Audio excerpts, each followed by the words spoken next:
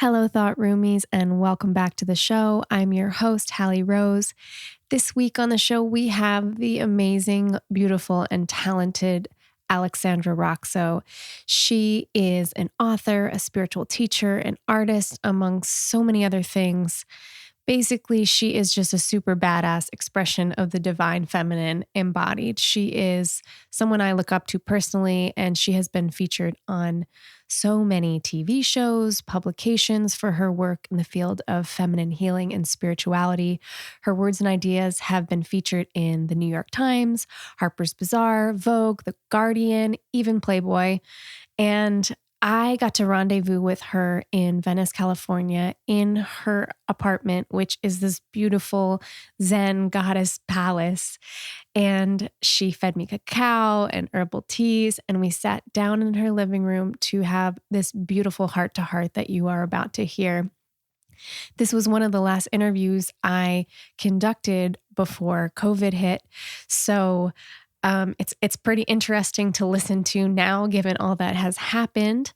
But I felt it was really timely because Alexandra's book comes out this week.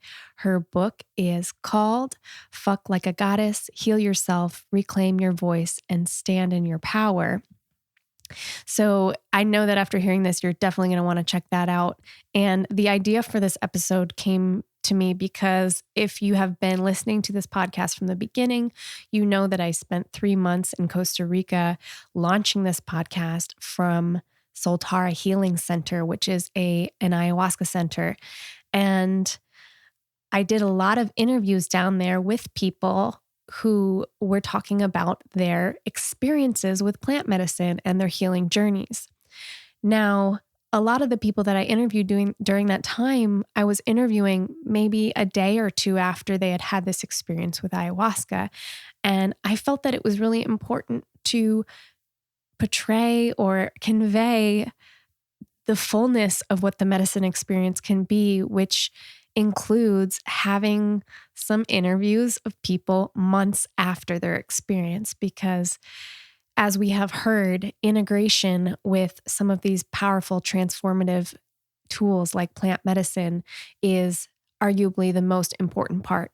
So this episode with Alexandra is a nod to that. It is discussing plant medicine experiences, healing your wounds, healing your traumas, diving into childhood wounding, all of that months after her experience at Soltara Healing Center. And as a last note, I am happy to announce that Soltara Healing Center is open and now accepting bookings for the end of 2020 and into 2021.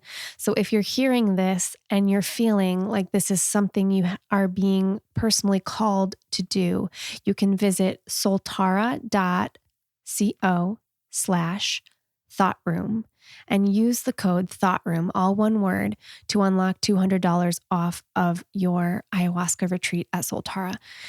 Feel free to reach out to me personally at Thought Room Podcast on Instagram, and I'm happy to speak with anybody about my experience there. You should also follow at Alexandra Roxo on IG and visit alexandraroxo.com/book to get her book.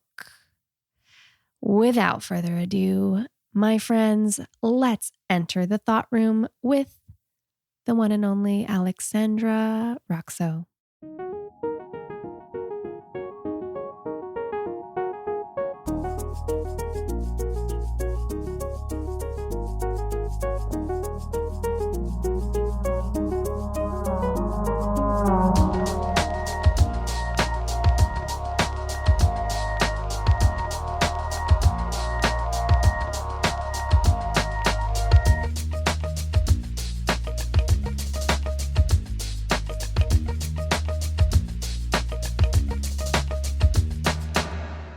Alexandra Roxo, welcome to the Thought Room. Thank you so much for being here. Thank you for having me. We're sitting in your amazing living room right now on these cushions, and you're serving me tea and chocolate. We're in California. Is this considered Venice? Yeah, we're in Venice. Yeah. We're in Venice. We're 1 block from the beach. 1 block from the beach. I'm so infatuated by your space. You're looking at your bookshelves. It feels like home to me. I've read a lot of the same material, and I just know this is going to be a really juicy episode with you. So again, I really appreciate you linking up with me today. Well, I remember when you first wrote me like months ago that you were like, oh, I'm going to Soltara for 3 months. And I was like, damn, that girl's brave. Or something. I don't know. Brave, crazy, both. I was like, good luck. No. Yeah. I think I didn't even realize how brave it was until I was saying. We never do. Otherwise we wouldn't do it. You know, the unknown is like, that's what makes it so juicy and mysterious, is that it's just unknown, you know, and our beautiful, like innocent, tender, naive, open hearts just go in like, okay, world. It's just like falling in love for the first time, you know, like if we knew how bad it would hurt, it hurts. It hurts so bad. Life hurts so bad. We forget, we forget the pain. I think someone was saying to me yesterday, well, I'm doing a bone broth cleanse for the first time. I think I saw that. Yeah. And the guy who made it, he's here in Venice, and his name is Nate, and he was like, women like don't remember how bad childbirth hurts, otherwise they wouldn't do it again. And the body is kind of like that, and he's kind of like walking me through. Not that doing a bone broth cleanse is going to be like childbirth. Some people are very frustrated with that comparison right now. But we were talking about pain in general, and how in life we have to do things, or we choose to do things that are incredibly painful. And then sometimes we do it again and again, and falling in love is one of them, or perhaps doing medicine work. Completely. Or fasting could be one of them too, whether it's, with a cleanse on something, or just a dry fast or a water fast or whatever. It's like, maybe a year has gone by and you're like, oh, that's a good idea. I'm going to do that again. Or a meditation retreat, or any of it, Anything. This is so interesting because I've been thinking about this theme all week. This idea of forgetting and remembering, and like these cycles of expansion and contraction. And it's that breath of life. And even in our own personal development, I feel like there's a series of selves, as we're kind of getting down to the granular levels of getting to know ourselves. We forget parts, we remember, new parts come in, and medicine work too, especially. It's one of those things, you do it. Well, I've done it. I should speak from my experience. I've done it and I've gone, I'm never doing that again. Like never. That was the hardest thing. That's the hardest thing I've ever done. Yeah. And then I get called back to it. And it's not because it's addicting. It's not because there's anything that is actually, it's not that sort of high, my friends. So it's fascinating, this idea of forgetting and remembering, and my sense of it, and I'd be interested to hear your perspective, but I feel like that dance is an essential part of it. It's the struggle, it's the contrast, it's the beauty of forgetting and remembering. And I think the forgetting, what I've learned is the forgetting is a way that I actually keep myself safe in the process. It's like, it's sometimes too much to remember all at once. Yeah.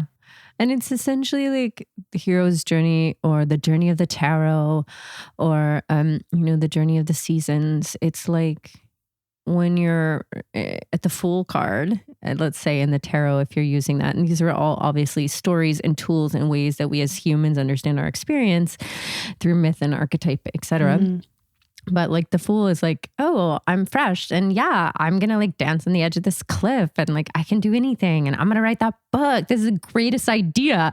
And then when I'm in the middle of writing my book, I'm like, this is the worst idea. Why would I want to share my traumas with the world? Why would I want to tell these most disgusting stories about myself? So you like go down and you go through all the different archetypal moments, whether they're, in Joseph Campbell terms, like the obstacles and the characters that bring the obstacles, or whether you look at through the tarot, there's like the Tower card and the Emperor and all of these different things. And essentially we just continue on this cycle. And for me, I see life that way. Like it helps me so much to look to, first and foremost, nature.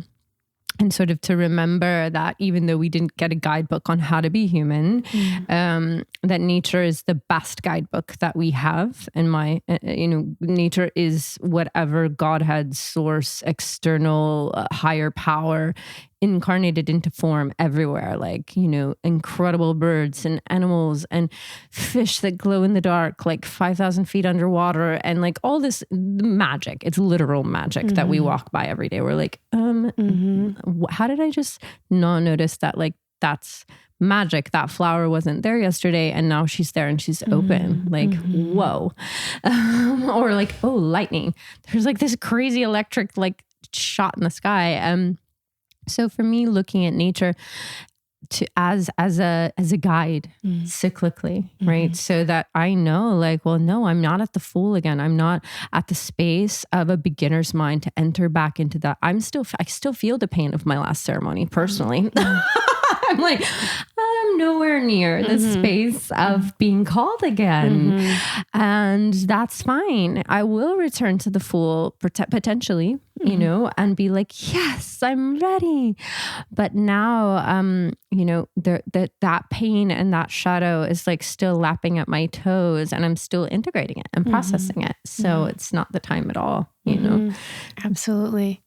Yeah, that's so cool. This idea of, the tarot or, the hero's journey and the aspects of that, and using these as markers. I mean, women, we can do it with the moon and our menstrual cycles as well. And using these as markers for what, archetypically we might be experiencing to kind of more deeply understand. And I think for me, it helps me find more compassion for myself.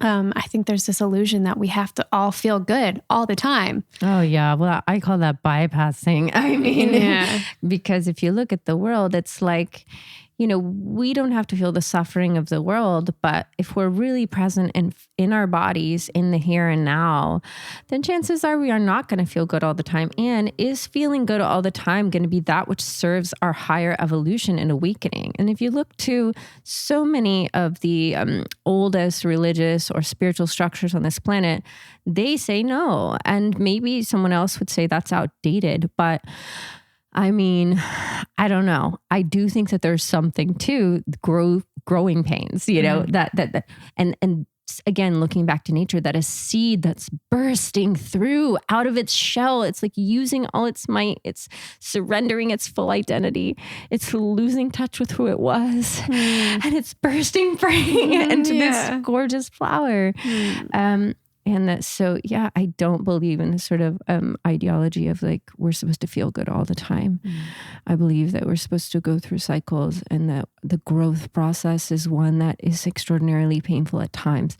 Do we have to look at that pain as bad? No, like, no. Do we have to be afraid of that? Like, no. I think that that's what happens is not being attached or clinging or grasping to, oh my God, I want to avoid feeling quote unquote bad, and letting our bodies be like cyclical and our lives be cyclical, and knowing like, okay, like I'm entering into more of a winter right now, which could change tomorrow. Or like I, talk to my students and the women who work with me, and like we all talk about our menstrual cycle as like going into the underworld and then going into where we like sit on the priestess throne and we can write some of our best writing and we speak truth, like silver sharp tongue truth that cuts, but it's truth. And learning that, so yeah, to me is beautiful, but it does involve pain. Yeah. So this is great. This is a nice segue because I was telling you before the interview, I was really excited about doing an interview for this, what I'm calling the Soltara series, but kind of outside of the center and sort of more of a where are they now? Like integration episode. And so we're talking about dancing with shadow and darkness and allowing it to come up. I'm really curious what that looks like for you in practice when you find yourself in a moment of density. How is that managed? Oh my God, it feels like a full-time job sometimes, I'm not going to lie, which is probably why I've built a career around it, so that I can be a coach and a healer to other people going through those processes, which makes me sort of have to radically commit to learning the processes. So I teach about them, and I have been doing medicine work since I was 28 and I'm 36 now. Happy belated birthday. Thank you. I'm a Pisces.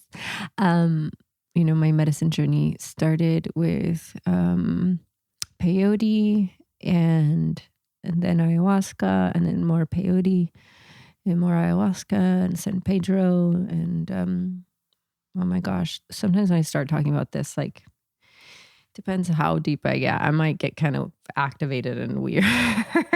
It happens. I know. Sometimes I have to go to the bathroom. I'm not going to lie. It brings it all back. Isn't that incredible? It's like our bodies just... Yeah, the body keeps the score. Great book. It's a very great book. We're reading that in my mastermind. We'll put that in the show notes, everyone. Yeah. We're reading that in my mastermind next month. Or for 2 months. It's a deep book. We're all reading it together. I think everyone's a bit scared. They're like, oh my God.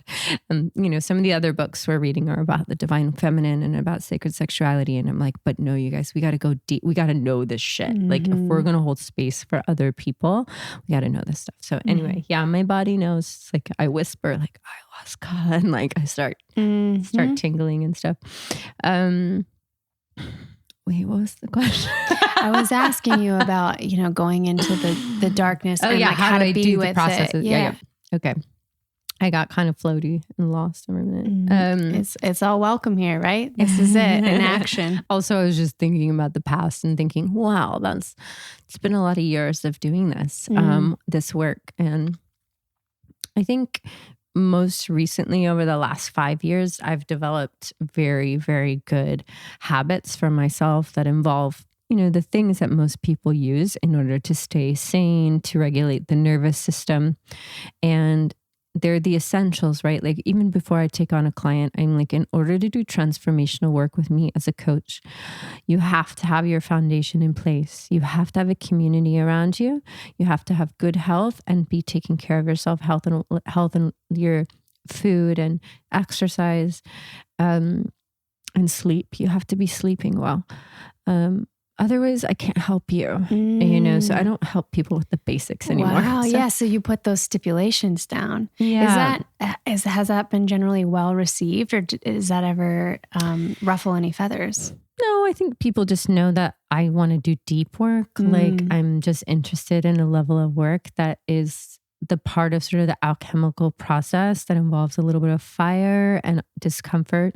So if people's basics aren't in place, then I always say, come back in 6 months. Like for the next 6 months, focus on just getting a meditation practice in place and eating well and sleeping well and making sure you have two, 3 people you could call if you're like flat out. Then if you feel really like, okay, I'm good, then, oh shit, sorry. It's like time to do my tantric mantra.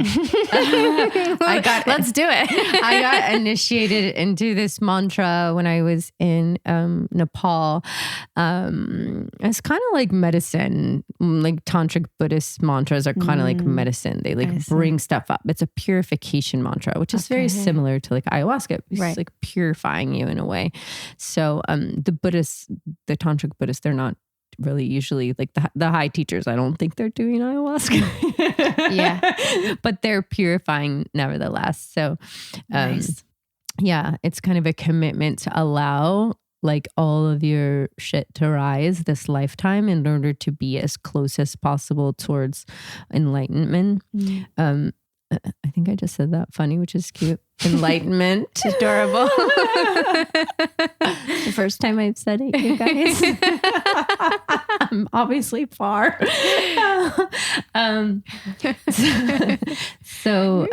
You can say mantras and do different practices that you're really asking for your karma to be purified quickly, so you come back like last lifetimes or whatever.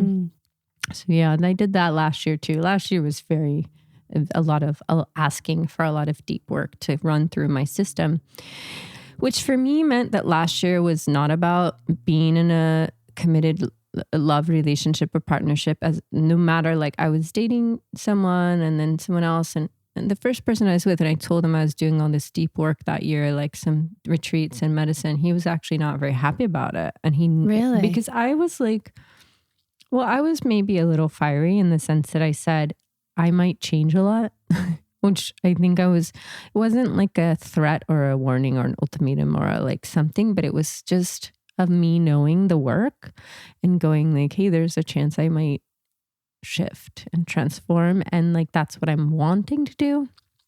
And I want to be on a path of growth with someone else who's also down for that. And so it meant that last year, it wasn't about like, the last few years haven't been about necessarily love partnership, but more about lessons. And so I say that in the sense of like, well, for me personally, doing some of this deep work meant having the space to be alone in process without coming home and going like, oh babe, like I need you to hold me, which I probably would have done if I had come back from Soltara and there was like a nice hot man here being like, hey, come here. You're safe. But it was like, no, I have to really do that for myself. And so I like take lots of baths with Epsom salts. I listen to lots of mantras after medicine work. I take lots of naps. I drink lots of herbal teas. I write a lot and I spend a lot of time alone after ceremonies or deep retreats. So like last year was a ton of that work, and it just meant I needed to take a lot of time alone so that I wasn't having to then like regurgitate it out loud to someone else or ask them to kind of, help me put it back together. Not saying like I have done medicine work within a partnership where the other person didn't do it. It was fine. I mean, I wrote an article once about being with an ex-partner, and this was when I was like 30, and that I was prepping for a peyote ceremony, and my partner like was masturbating in the bed beside me, and I was like, I can't be around sex energy, and they were just like, no, but like we're not having sex, and I'm like, yeah, but like you're getting off on me, and I'm like in the bed. Yeah. And I came back from that ceremony and like the house didn't feel sacred. We were living together, and it was like I was like this naked baby, after that ceremony. And I just came home and my partner was just like, like no big deal, just like kind of fumbling around, whatever. And I was like, what do you expect, Alexandra? Like the person's going to be like running to you like, oh my dear, I know you must have gone through an intense journey last night. What do you need? So that would be ideal though for all the men out there. No, maybe not in that voice. It's more just like, hey, speak for yourself. Oh, okay. She wants just kidding. This. No. For me, it's nice to have someone around, but like I have those people too. And here in LA who I can be like, hey, can we, go do a yoga class or go do a breath work or whatever. So anyway, going through those dark nights, the post-ceremony moments alone, it means for me a lot of self-care and a lot of practice and a lot of clarity and like gentleness, like slowness, for maybe like a good month or so, not gonna lie. Yeah. Did that answer your question? Yeah. Okay. Yeah. I know I went on a few tangents. No, that's great. So I guess getting back to Soltara, and so you talked a little bit about your previous medicine experiences, and I had asked you before, you'd sat with the medicine and other medicines many times, and you felt like it resonated to come once again. to sit with ayahuasca at Soltara. And so, yeah, maybe take us back to what was going on for you right around that time in your life. You said it was September of 2019. And I'll just let you take the reins on what feels natural about, if there's anything about that experience or that journey that you want to share and how it fits into where you are, what's alive in you right now. Yeah, it'd been, I think, like 2 years since I had sat with ayahuasca. And the year that I had done it I think 5 times. And then a San Pedro. So it was a deep year. And then I needed a few years to process, maybe even 3 years. But so that last round had really been transitioning me from my film and TV career into this career. And I had a TV pilot that Spike Jonze was my EP for Viceland, based off a piece that I did with them, like a 30-minute doc where I lived and worked at a truck stop strip club in New Mexico with a friend, and we got to know the women there. And then the thesis of the whole show was just going into different communities where women had made choices to live in ways that were stigmatized, and to show that we're sort of the same in many ways. So we made that first one as kind of a super DIY pilot, but then 12 million people watched it. Wow. Yeah, which is, we made it, again, total fool card. Yeah. So fucking naive. Yeah. We're just going to New Mexico. We're just, we're shooting machine guns with the owner of the strip club. We're 28.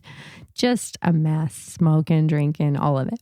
And I'm like, oh my God, I did not know that many people would watch that. You're like my elementary teachers. I had no idea. That's funny. So that was the full card.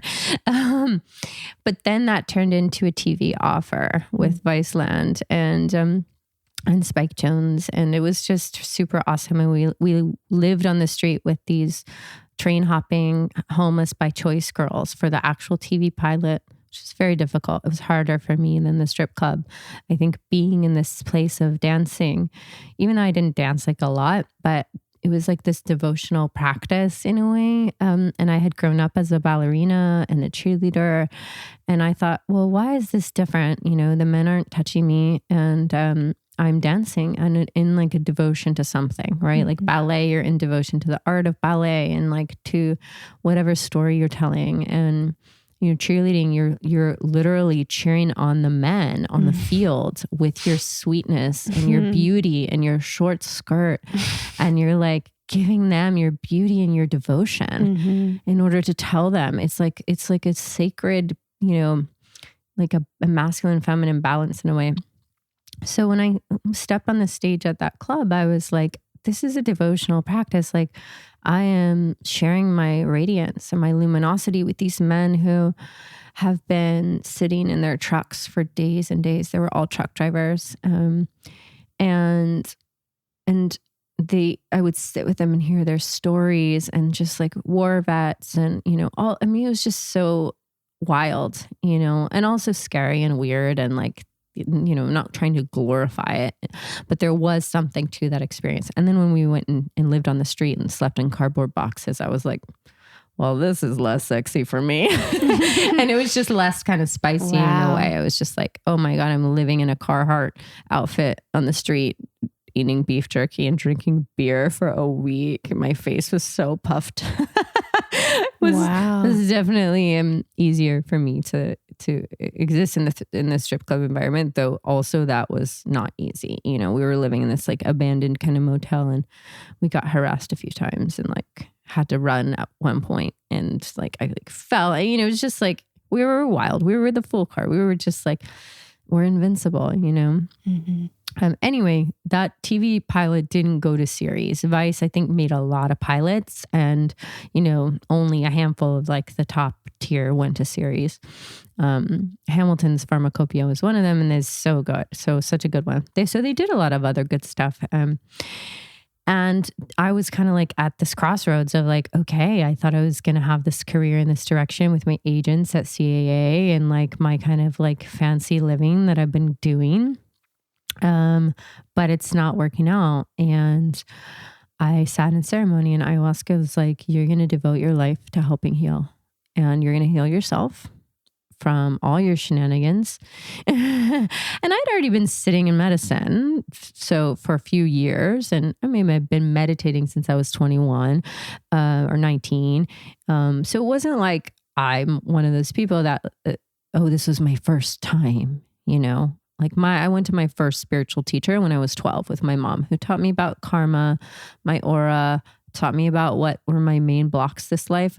But in my late 20s, I took a dive into my shadows, which I look at those years as like the underworld years, where in order for me to get the fruit and to really like get the gifts, I had to dive into my own personal underworld, my own personal shadows.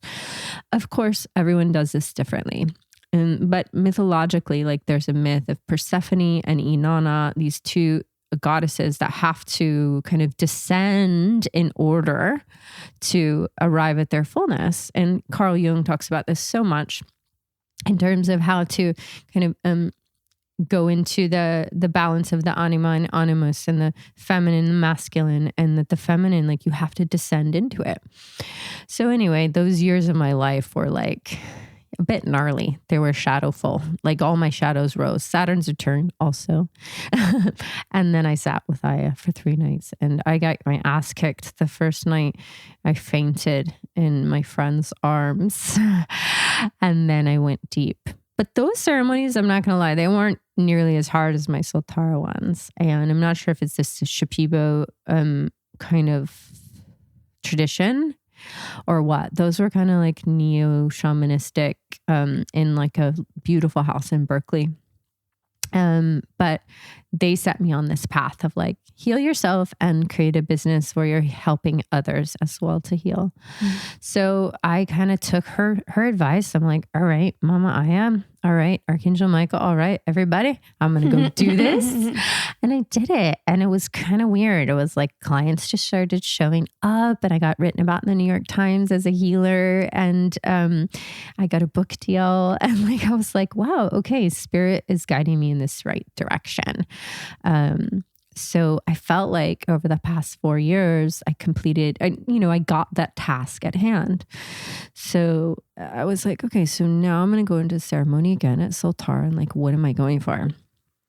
It's very personal. But this time it was more from my heart, and really looking at love and really looking at my heart. Whereas before it was kind of like, heal, purify, clean, and get your life into this beautiful place. Make the money, pay off the debt, do everything. So I did all that. I paid off the student loan debt. I made a beautiful home. Like I have a thriving business. And so this time I went to Soltara, and I was like, okay, I want to like see what's up. Like I'm ready. I'm ready for love. I'm ready for partnership. And what's blocking me? Like, what is it? And it was really funny. So when I got to Soltara, and they were like, okay, you're going to do these consultations with the healers and tell them what you're working on. And they were like, just if it's something physical, say that first. And I was like, no, I'm fine physically. And I was like, oh, I can speak Spanish, so I'll just tell them. And I was like, I'm here to open my heart. And they kind of looked at me like, And I was like, open my heart. And they were like, And I was like, husband, baby. And they were like, oh yeah. And they started clapping. And I was like, damn it, I spoke in hippie speak. Yeah, totally. And I just forget that like not everybody speaks in like conscious burner, spiritual, totally neo new agey lingo. And I was like, they looked at me when I said, I want to be in a partnership, I'm ready for that. And I'm not sure, like, if it's timing or what. And they were like, yeah, okay. And those were 3 really hard nights. 4. 4 really hard nights. Really hard nights. One was so hard you blocked it out. No.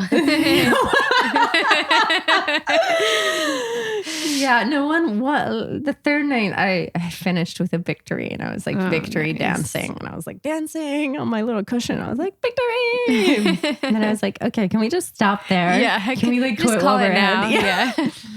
No. Yeah. So That was my main intention for going, which is super, I felt guilty for doing something or for taking something personal. And I'm like, okay, I want to be a better leader. I want to be a better coach. I want to be a better healer.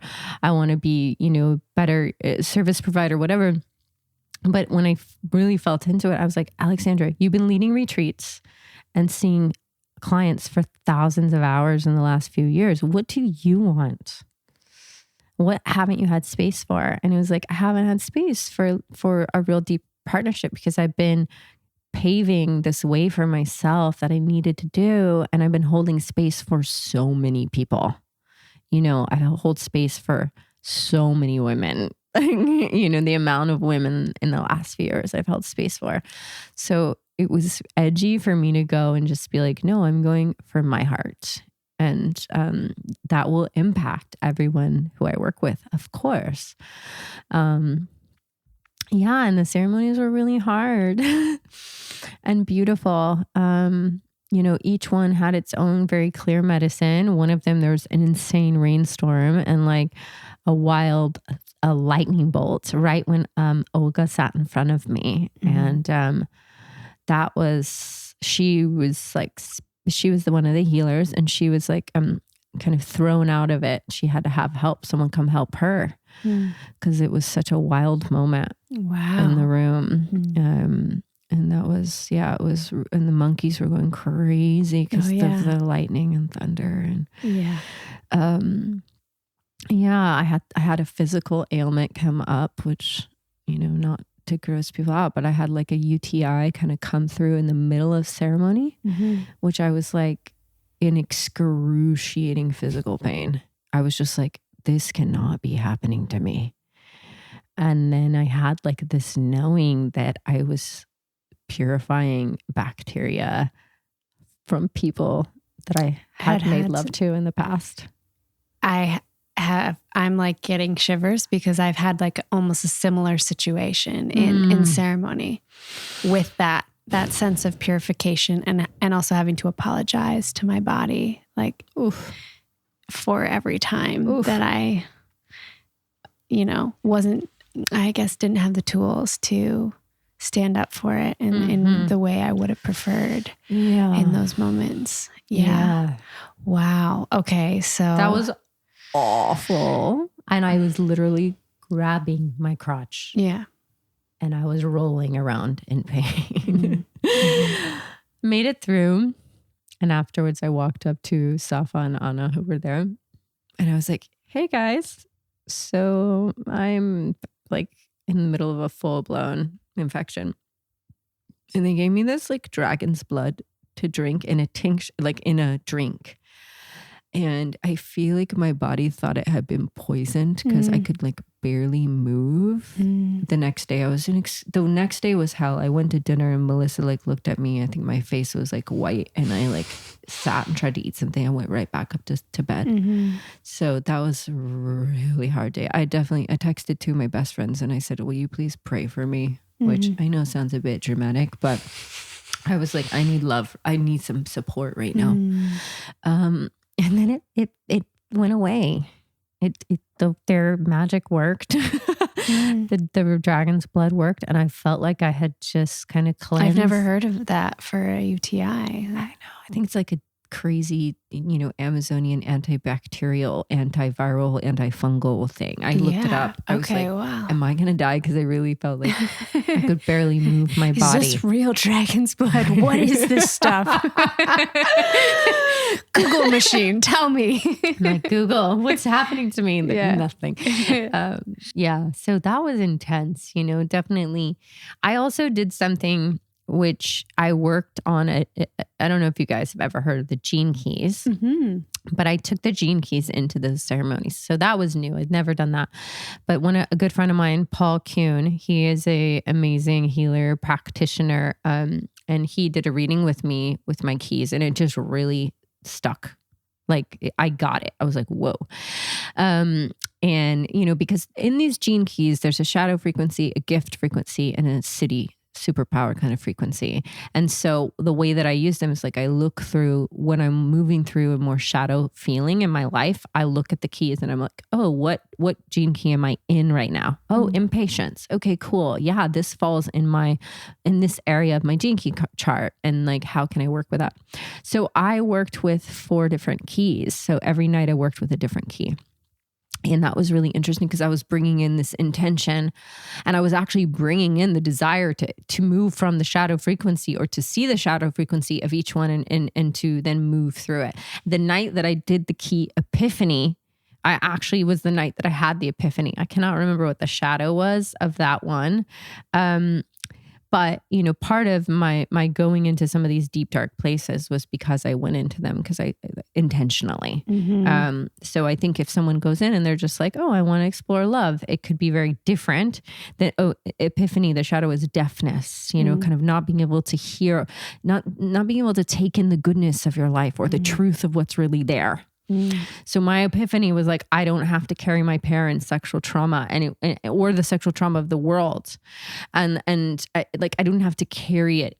I can help people that have been through it, and I can hold space, but I don't have to like feel it with them. And I don't have to I don't have to hold it anymore. And it was just this weird, I mean, I know hearing other people's ahas is not very cathartic because it goes with all of my internal narratives and my whole lived experiences. But regardless, what I'm saying is I had an epiphany. It meant something to me. And that was because I worked through that key. So that was interesting. I feel like it's kind of an advanced practice, if you will. It's just like bringing something else in. It requires a bit more discernment and clarity. But I felt like since I'd been sitting off and on in medicine spaces for years, that I was able to do that. Yeah.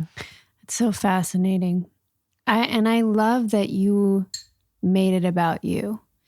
And so much of this is resonating with me right now and making me feel and relive my experience, because I too feel like every time I was going into ceremony, my intentions were, how can I serve the greater good? How can I utilize my gifts to, you know, or what is needed for me to move to the next level of consciousness? All great. Did a lot of purification, a lot of working through old traumas, reliving old memories, all of it. Excellent. The deepest ceremony I've had to date is one that I came in very aware of where I was at, which was broken, tired, exhausted, confused. And I laid myself down on the mat and I said, show me whatever you want, but I'm here for me. And I want to feel safe. I want to feel rested. This is about self-love. And as silly as it sounds, it is the first time I made my intention about like me. And it was because I had like warped this idea of, well, if I make it about me, I'm selfish and I'm not spiritual. And like what it means to be spiritual is to deny the self and to, you know, like transcend the self. And so it was almost accidentally that I stumbled upon my biggest epiphany to date. I mean, it was the 12th ceremony. I had, you know, I thought I was like starting to understand. And this was like, I dropped into the medicine space and it was like, congratulations. Like, we've been waiting for you to get this piece. And I was like, I just cracked. And I was just sobbing. And I was like, it's this easy. Like, I don't have to be shitty to myself. I can just, it's okay for me to prioritize myself. And, you know, just learned so much about energy management from that point forward. So what you're saying is that it is so that it's like that when you just let go, you know, of the agenda too, you know, just kind of letting go. And a part of you is so tired that you can't keep your walls up and you can't keep love out and you can't keep the fighting stance. And you're just like, take me, I'm yours. Totally. Yeah. Yeah, absolutely. It's like, it's the same as what you were saying about moments in our lives where there's just that deep unknown. Usually it's like, that's when we have to surrender because we've attracted situations in our life that just put us in this complete abyss. And we just go, I don't know what the fuck is going to happen next. And I'm terrified. And that's where all the magic is, in my opinion. Everything beautiful in my life has come when I stopped trying to control every single aspect of what was going on. Yeah, exactly. Yeah, exactly. Yeah. That's it. It's a weird space. It's uncomfortable. Yeah, but it's beautiful. It's so beautiful. Yeah. So how has it been now, given that, you know, your intention was around, your heart was around attracting love or like understanding the role that's supposed to play in your life right now? Where are you at with all that? And like, what are the challenges for you in attracting and finding and selecting the partner that is in alignment?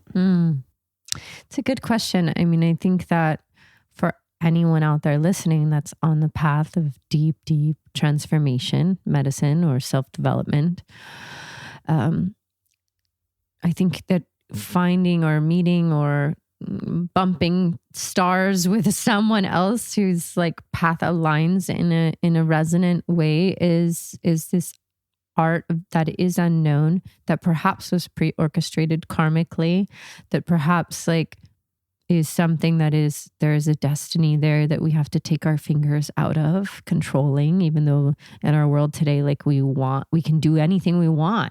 We can control everything, you know, like I always tell my friends, I'm like, I don't want to be window shopping for love on an app. I just don't.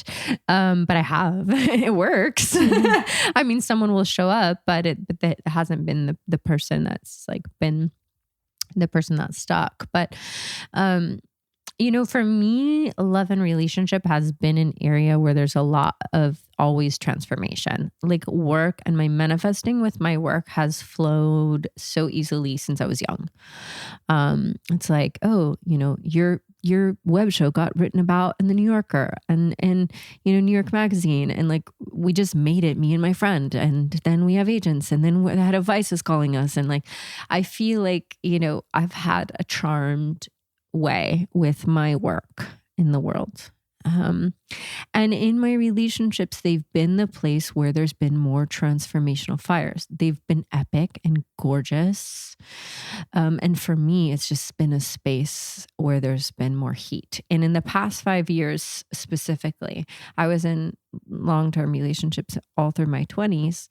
And then when I made this career transition, I also left a long-term relationship. I left New York City, and I've been in this real deep process with myself. So meeting someone, I had to clean up with some stuff. Like I had to like get my finances, and I didn't have to, I chose, right? Like I chose to pay off my student loans. I chose to make a home for myself. I could have leaned on a relationship during those processes and things might've been different. You know, I chose to build my own website and decide like how to charge clients. Like if I had a person here, I'd be like, I'm not going to lie. This is complete confession. I'd be like, babe, do you think I should charge this or this? And I'd be like, what do you think of this logo? And that was not meant to be. I was meant to form things on my own. I firmly believe that. Again, it's a choice. So, and there's been a lot, my greatest teacher this life has been my father, and really difficult teacher. And he and I just like came to peace last summer. We've always been talking, but there's just been a lot of pain between us. And I kind of knew that like until I made peace, until my dad and I like worked stuff out, that I'd keep attracting dad men. And I did. I mean, I did, but I didn't run from them, because I know better. Instead, I sat with it and I was like, cool. Like I had a boyfriend who was my partner last year before I went to Slutever. And when he told me, oh, I'm in recovery, and oh, I went through childhood sexual abuse, I was like, oh God, a dad. I have attracted a dad. And I told my mom, I said, Mom, I found out that so-and-so has gone through these things. And she was like, oh no. And I said, no, Mom, this is good because I'm still attracting this because there's something in my field that needs to be worked out. Like there's something here, whether it's me learning to say no to them, whether it's me seeing a codependent pattern and stepping away with it, there's something I need to learn. And there was, and I was able to identify it and see it and lovingly step away. We had a beautiful like uncoupling on the beach. And I heard him speak about me on a podcast where he was like, she was incredible and like I needed her. And then she helped me like, and she saw what I couldn't see in myself.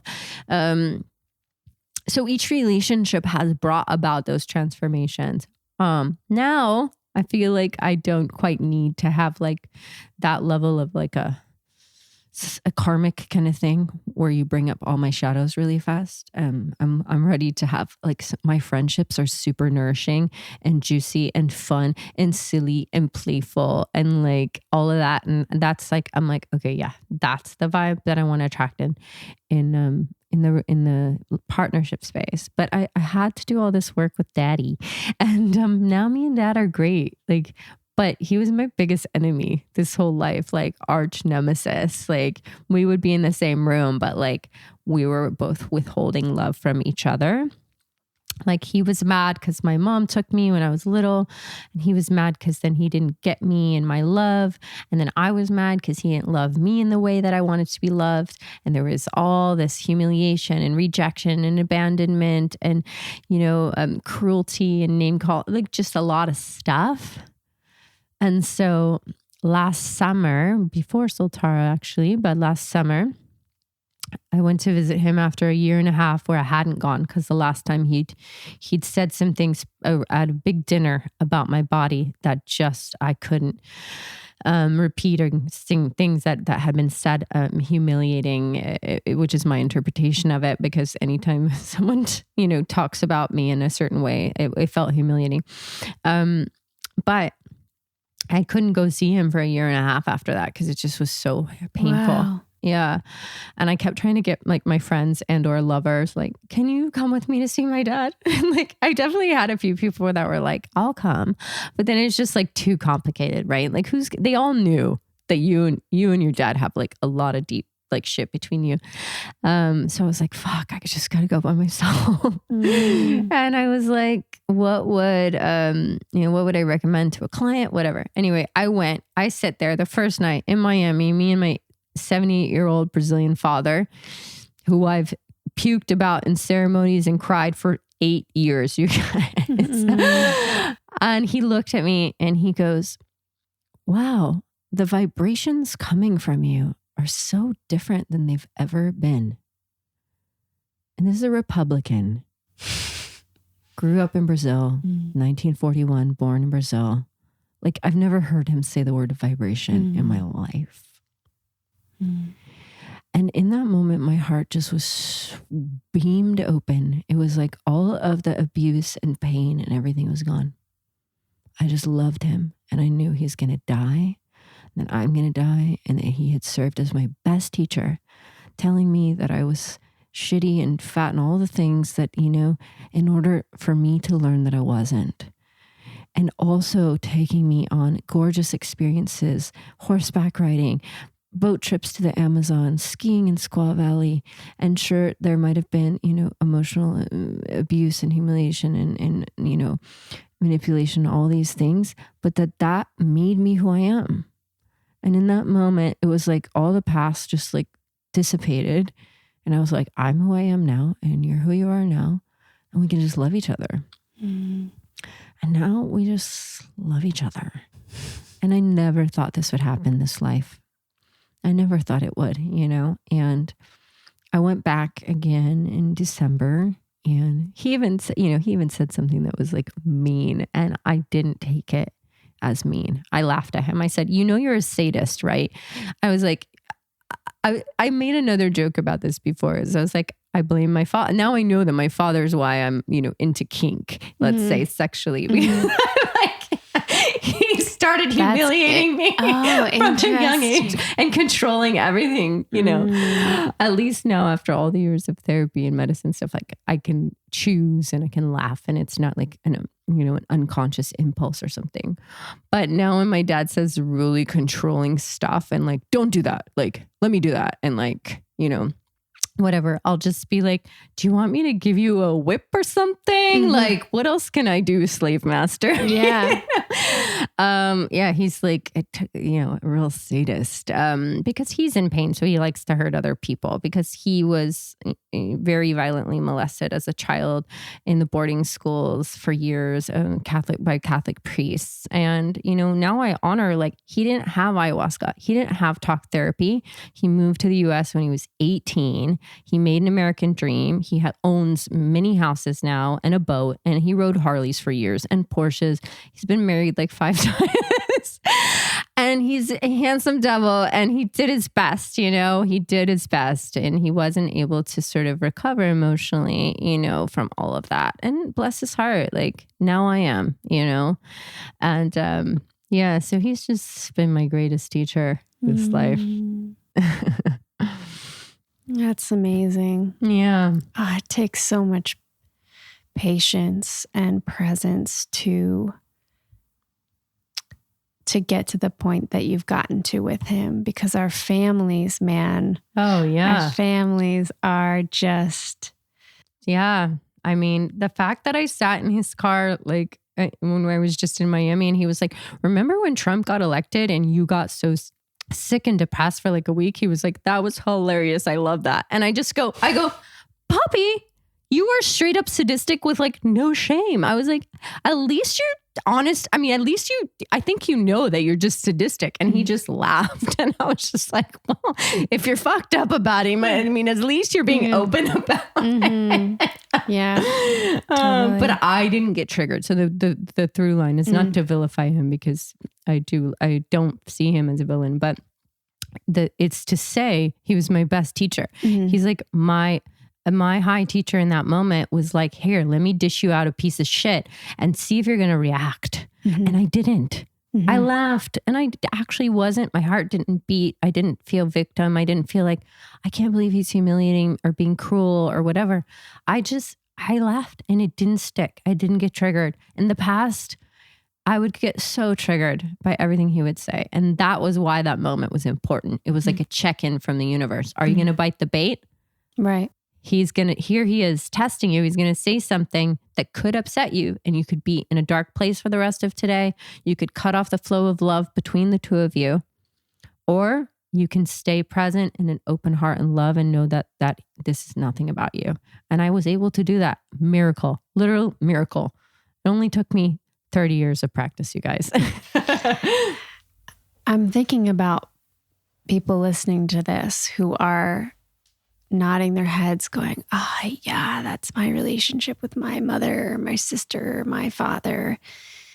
And they're wondering, like, what can I do? And I don't want it to take 30 years. It might, but you know, it's yeah, like, I wasn't actively working on it that whole time. What can people do, like in those moments where they're feeling that contraction, or they're wanting to not react? Well, I mean, I think that you literally have to change your relationship to your past first and foremost. So if you change your relationship to your past, then you're not informing the moment with all that baggage. Therefore, you can react from the moment. So if it's appropriate in the moment to go, hey, I don't like how that felt or how you said that, that's okay. But if your reaction in the moment is so deeply informed by the last 20, 30 years, then your reaction will not be from the present moment. So you have to get right with your past. So that might take a while. That might take a lot of ceremonies for you to accept all the things that happen to you, as fucked up as they may be, to take ownership of your part in the situations, to be in full, complete neutrality, acceptance with them. You don't have to be like, yeah, this is amazing that happened. No, but you have to be in I'm in acceptance. I'm not mad about it anymore. And if you need to be mad about the fact that you were molested for 15 years, like be mad about it as long as you need to, as long as you're not hurting others. If you need to go to 25 ceremonies and breathworks and cry and scream and shout, especially if you've been through a lot of injustice or trauma, racially, ethnically, like class-wise, whatever, please do not avoid the feeling your feelings process, and be discerning and aware as to when you go into habit.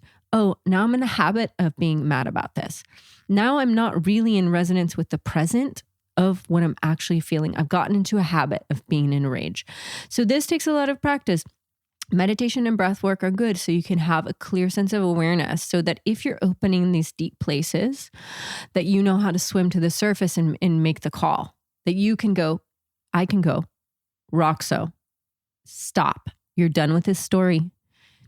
You're not allowed to cry about your daddy anymore. It's time to move on.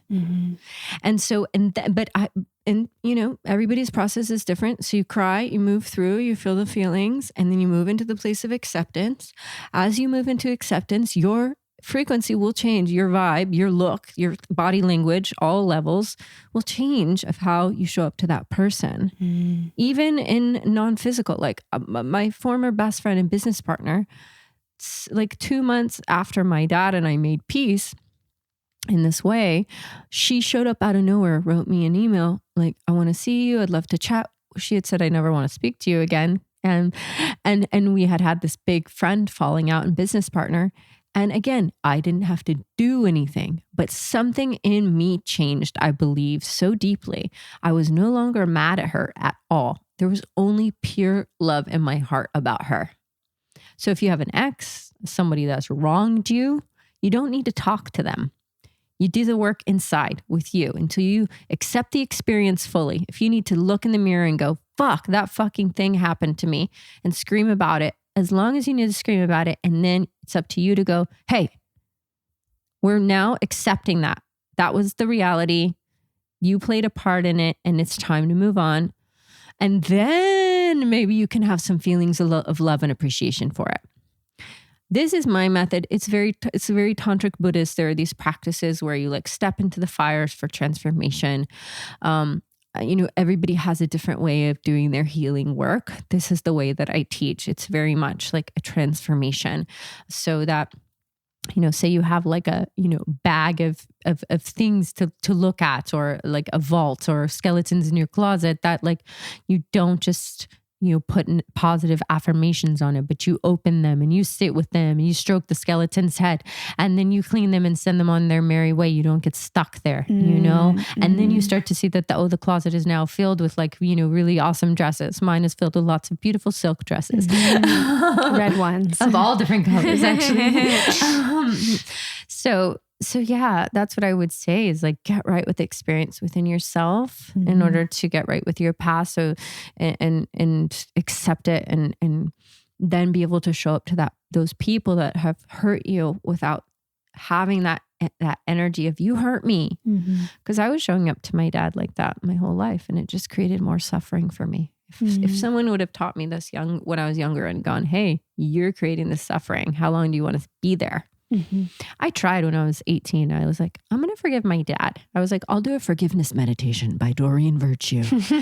And I was like, cool, it's done, right? Cut to 15 years of deep work. Totally. It's different for everyone, I suppose. Yeah. I think this path is not for the faint of heart, for sure. And there's a learning curve. Absolutely. And what you're describing about that moment of realizing like we are in control of whether or not we're suffering, that's a big one.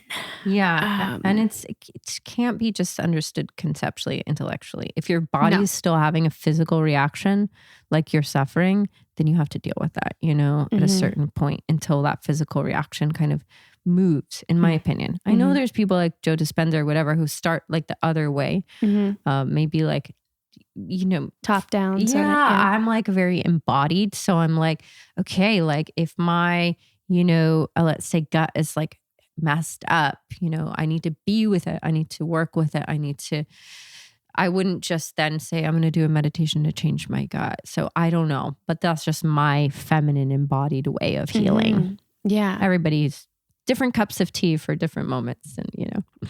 And I would say like, try everything. Yeah. Like, try everything until you find what works for you. Don't take my word for it. Don't take anyone's word for it. This is part of sharpening your intuition. Is like when you try something and you feel it. Yeah, the wisdom of discernment. You know, it's very important wisdom for each of us to learn how to embody.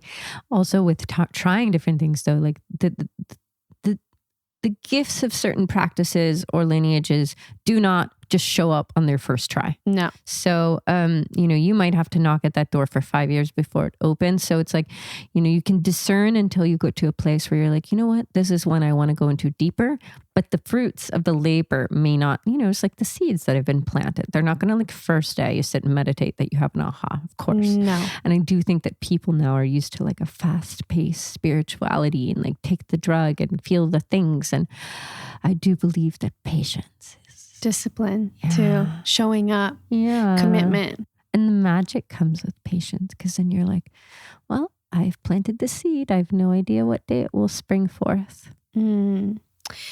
And even when, you know, with the process of going to drink ayahuasca, there's this initial commitment. It's like when you make that decision or even before you make that decision, when you get that feeling, or some call it the call, if we're using the spiritual language, when you get the call, things already have begun to change. And then you need to step up and you begin your dieta and you start eliminating certain things and tuning in with yourself. And that I've found when I am the most committed to the preparation, that's when I have the deepest ceremonies.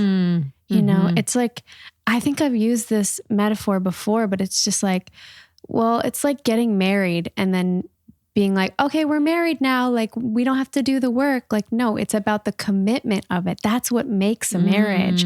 That's what makes it rich and a growth invoking experience. That's a beautiful way of looking at it. It's like you have the marriage with ayahuasca and then, you know, you have a wild night with her and then later she's like, oh no, the fun's really beginning, you know, for the next however many days, weeks, years. Yeah. I had a night where, it was really kind of funny. I was leaving the Maloka and I was walking with this one of the guys in our group. And he was like, can I talk to you? And I was like, sure. And we like walked up to get some water. And he goes, you know, can we sit down? And I'm like, sure. And I'm like, I'm feeling something on my neck. And I'm going, and I was like, is there like a bug on my neck? And I like kind of showed him and he's like, no. And I'm like, there feels like there's something in my neck. And he's like, no, nothing's there. And then I like shake my hair and a like 3-inch scorpion falls out of my hair. No. Yeah. Whoa. I was like, holy shit. How long was that scorpion in my hair? Wow. And that it didn't sting me. Yeah. And then like he and I sat down and he was like, so the medicine told me the last 3 nights that you're the woman I've been waiting for. Oh my. He knows, he's told this story publicly too. So it's fine. And I was like, I was so like Coach Roxo. I'm like, oh, okay. And I'm like, can I give you some feedback? I'm like, well, first I'm like, thank you so much for sharing your truth with me. I imagine that was like scary to share. And I totally like, I'm seeing you and I'm here. I mean, granted, we just walked out of ceremony and I'm like, how is my brain, my mind put together right now? But it somehow was. I think this might have been the night where I had the epiphany. No, I wasn't. It was the second night. It was a hard one. They were all hard. Did you know this person beforehand? No, we just met on the trip. Oh, so like 2 or 3 nights into knowing you. Yeah. Okay. He's like, the medicine keeps telling me, I see. You're the woman I've been waiting for. Right. And then I was like, so my feedback is, I was like, I think that perhaps I am a representation of a certain level of embodied, awakened woman who you might be ready to receive at this time and you weren't ready to receive before. And he totally took that and like integrated, sat with it. And then he like, we're on like a group text that I never respond to Sorry, but because I have too many texts.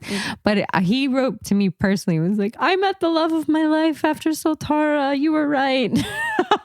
That's great. It was a trip. There was someone else in the group who like kind of called me out and was like, you must have had a pretty easy life because you're a pretty girl and you're just like the LA cliche. Like she really fried me, this woman in her like late 50s. Wow. And it really hurt. Like I was so open. I remember it was as if someone had thrown a rock into like my third eye. And it was like I never felt like my third eye's hurting, but it was like my third eye and crown. It was like someone had punched it. And I was so kind of woozy after she said that stuff to me. And I was like, what the fuck? And then she came up to me, like I passed her on the path like right after. And she goes, oh my God, I'm so sorry. I don't know where that came from. It was completely inappropriate. And I think you just reminded me of someone my husband cheated on me with. Whoa. I was like, being a tantric Dakini priestess ain't easy someday, folks. Yeah. You call out the shit from other people. You know what? I'm glad you're saying this. This is a conversation that I sometimes have, usually not on a microphone, because it's one that I feel vulnerable about personally, because it feels like a very entitled thing to talk about. But some of the situations you were navigating, which is like, namely, men falling in love with you very easily or projecting things onto you. And then secondly, sometimes women projecting other things onto you.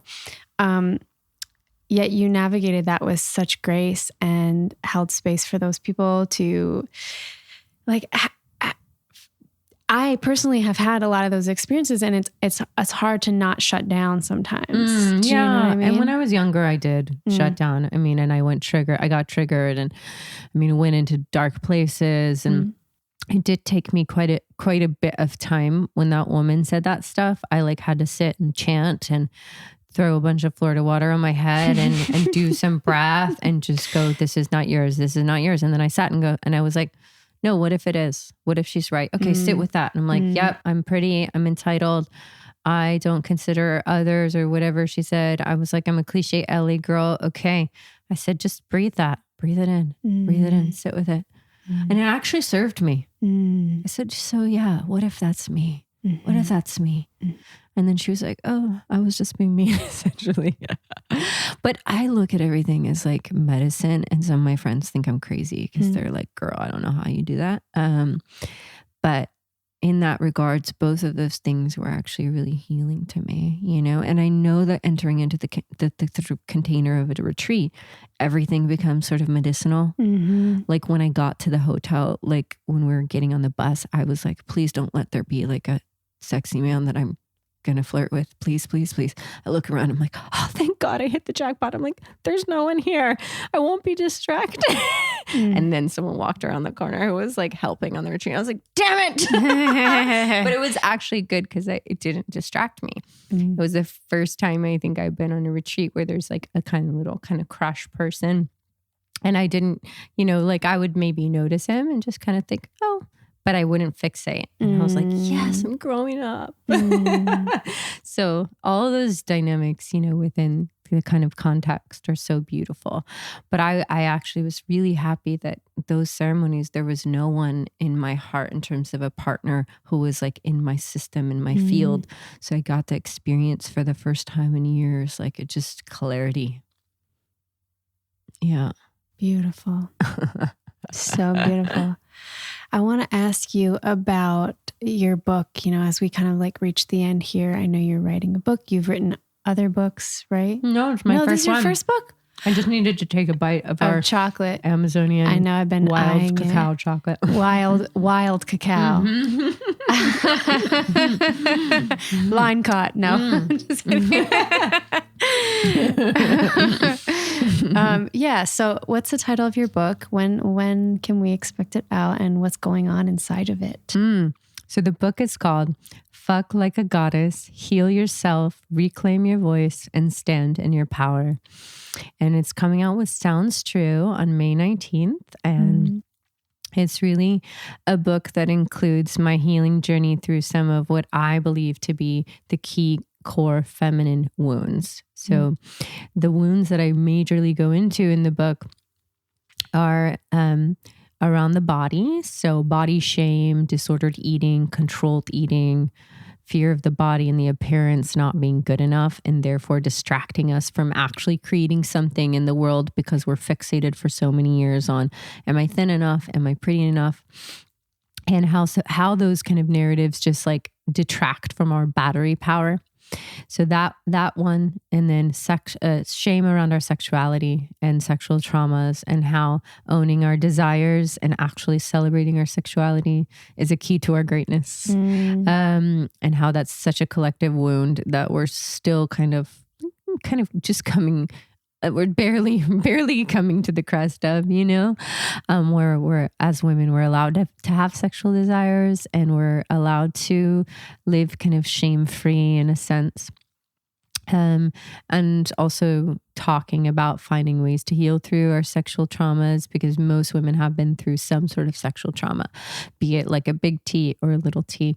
And then the last kind of major concept in the book is learning how to speak up, share our voices with the world. Again, a major feminine wound. Like, you're not good enough to speak up. Like, your voice and your story isn't worthy of being heard.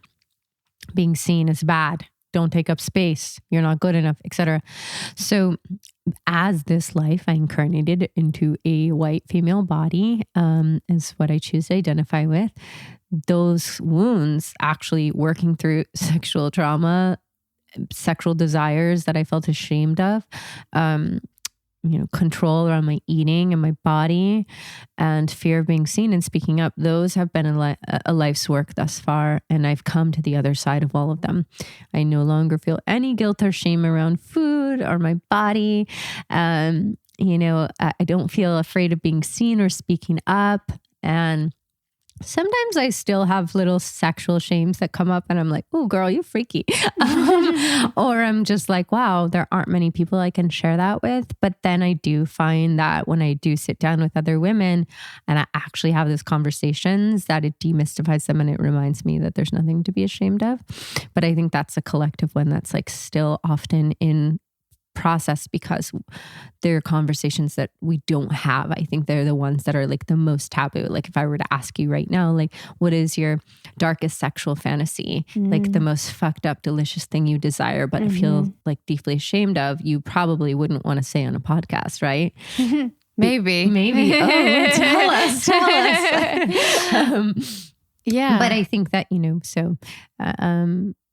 that piece continues to be ongoing for me. But all of that is in the book, is kind of working through those feminine core wounds and adopting a way of living where you just love all of it. You love the pain. You love the lessons. It's like you're ready to make love to life. And when I say fuck like a goddess, it's like make love like a goddess. Make love to your life like an empowered divine being. And goddess being not like in like a goddess power, all that's awesome too. But like in a way where you're fused with the divine, because you are divine and you're honoring that you're divine, and you see that. And so that you're living that, and you're not living thinking, oh, I have no agency and there's something outside of me that has agency. It's like, no, I am the agency. Like the divine is my cell tissue. Like I am her. And I can honor the feminine face of her, because she has not been honored in so long. And all the major religions on this planet have cut her out, have pushed her down. And so as much as in our circles, we might think, oh, whatever, like feminine, masculine, everything's cool. But no, there are women most places around the world that like, they're not allowed to be honored as divine. So if we don't celebrate that within ourselves, and then find ways to extend our hand outward as an invitation, and just even with our stories to women in other parts of the world, like, how can we model that? We can't take for granted, that we've earned the right to stand in our divine feminine power and to say, yeah, like, wow, the women have been written out of many of these religions and spiritual doctrines and history. And so we do need to take that space up, even though we might take it for granted, because here in Venice, like I can go to 14 moon circles and goddess circles and all the things, but that's the bubble that I'm in, you know? So yeah, that's kind of the book. There's lots of exercises and writing prompts and anecdotes and funny stories and weird things I've done and my epic failures and traumas. And both of my parents, gave me their permission to include their stories in my book too, which is awesome. It's such a gift. So yeah, it comes out May 19th. I'm definitely going to be doing an event in New York, LA, SF, and Miami, and I'll be releasing some different bonuses and things. So I would so love to have you, get the book and participate and check it out, especially if you have a woman in your life who you know is still struggling around food or her body or her sexuality or feeling ashamed or being afraid to speak up or be seen. Get her the book because, be a good brother or husband or daddy or whatever you are. And if you're a woman out there, I hope that this serves you. Mm. And so where can people, number one, find your book? I know you do one-on-one coaching a little bit. You also do larger group programs. Mm-hmm. You want to talk a little bit about where people can find that? So if this resonates with you, my particular flavor of medicine, I do one-on-one work. This year I launched a year-long program in Mastermind. So instead of doing a lot of one-on-one clients, I have 33 women who are in this with me all year. But I am opening up 2 client sessions because they're super fun. So I have space for 2 a week is my limit. So I don't get burnt out. So that can be found through my website and my Instagram. I have an upcoming retreat at Kripalu Center in Massachusetts in July called Embody Your Spiritual and Sensual Power. And those are really fun. I've been doing them the last 3 years. Up there, we do breath work and dance and embodiment practice and storytelling and all the things I love. And it's like a nice rejuicing of your system for female identifying people only for that one. And yeah, I write on Instagram often from just little doodles and poems and musings or teachings, or I really enjoy writing. It's like my favorite thing. So I write a lot, and you can find me on Instagram at Alexandra Roxo. Amazing. Alexandra. Oh, thank you for having me. Thank you guys for listening. Yeah. It's been so amazing to have you. Your, like your father said, your vibrations are felt, and I don't say that lightly. I know the kind of work that takes to fine tune those subtle energetics and hold the immensity of pain and compassion and other people's journey. It's wonderful to bask in that with you. Thanks again. You. Thanks for seeing me and receiving me and calling me up here. And yeah, I appreciate that so much. And thanks for your lovely home and your chocolate. Anytime you guys want to come over, chocolate, tea, candles. My house is filled with roses right now because it's my birthday week. And it's like the goddess is just, the feminine all over the place. Yeah. Thank you. You're welcome.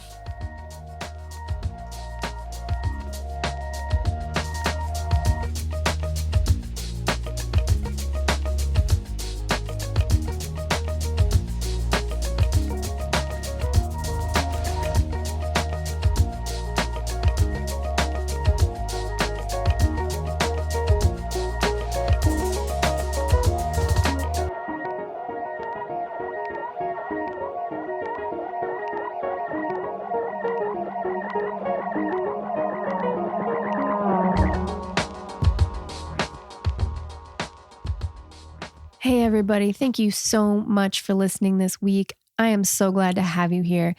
Please let me know what you thought of the episode. Let's hang out online. Come find me at Thought Room Podcast on Instagram. Or if you want to sign up for my heart musings from week to week, you can go to thoughtroompodcast.com/newsletter and pop your email in there, and I will write you some love letters. As a last note, just a reminder, anyone who wants to access that $200 off discount code to any plant medicine retreat at Soltara Healing Center can simply go to soltara.co/thoughtroom and make sure you punch in the code THOUGHTROOM in your application, all one word, for $200 off your plant medicine retreat.